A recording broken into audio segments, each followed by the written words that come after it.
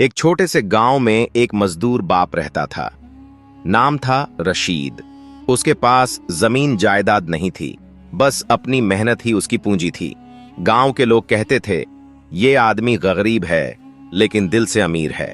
रोज सुबह सूरज निकलने से पहले ही वो बैलगाड़ी लेकर खेतों की ओर निकल जाता। धूप हो या बरसात, कड़ाके की ठंड हो या लू के थपेड़े, रशीद कभी काम से पीछे नहीं हटता। उसकी कमर झुक चुकी थी, हाथों में छाले पड़ गए थे, मगर उसके सीने में एक सपना जलता रहता था। मेरा बेटा पढ़ लिख कर बड़ा आदमी बने, आराम और इज्जत की जिंदगी जिए, वो तकलीफें न देखे जो मैंने देखी हैं। गांव वाले अक्सर ताज्जुब से देखते, ये आदमी खुद फटे पुराने कपड़े पहनता है, पेट भरकर खाना भी नहीं खाता, लेकिन बेटे के लिए नई किताबें और जूते लाता है। रशीद दिन भर खेतों में मजदूरी करता, शाम को थका हारा घर लौटता, लेकिन जब बेटे अरसलान को दीपक की रोशनी में बैठा पढ़ते हुए देखता तो सारी थकान भूल जाता। वो मुस्कुराकर कहता, बेटा खूब मेहनत करो, एक दिन तुम्हारी कामयाबी ही मेरी सबसे बड़ी दौलत होगी।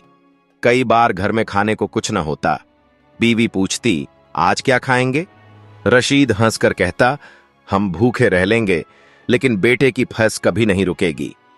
बेटे की तरक्की, सालों की मेहनत और कड़ी तपस्या के बाद अरसलान ने पढ़ाई पूरी की, शहर जाकर नौकरी मिली। रशीद के दिल को पहली बार चैन मिला। मेरी मेहनत रंग लाई।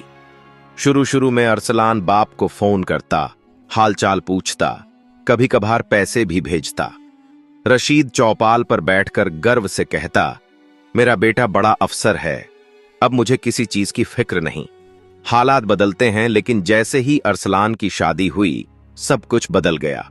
बीवी कहती, अब ये गांव वाले, ये पुराने ख्यालात छोड़ दो, तुम्हारे बाप को भी समझाओ, हमें अब नई दुनिया बनानी है। धीरे धीरे अरसलान का फोन आना बंद हो गया।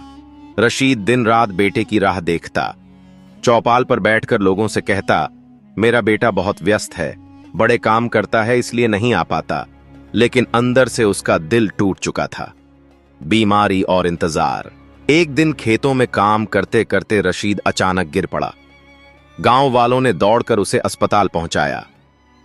डॉक्टर ने कहा, इसके पास ज्यादा वक्त नहीं है, तुरंत बेटे को बुलाओ। गांव वालों ने अरसलान को फोन किया, बेटा जल्दी आओ, तुम्हारे बाप की हालत बहुत नाजुक है। शहर में फोन सुनकर अरसलान ने बीवी की ओर देखा। बीवी ने ठंडी आवाज में कहा, मेरी तबीयत ठीक नहीं है, तुम जाओगे तो मुझे अकेला कौन देखेगा? वैसे भी तुम्हारे बाप का क्या है, वो तो बूढ़े हो गए हैं। अरसलान कुछ पल सोचता रहा और फिर फोन काट दिया। आखिरी पल गांव में अस्पताल के बिस्तर पर रशीद पड़ा था। उसकी आंखें दरवाजे पर टिकी थीं। शायद मेरा बेटा अब आ जाएगा, बस एक बार उसका चेहरा देख लूं। उसने कांपते होंठों से कहा, मेरा बेटा आएगा ना?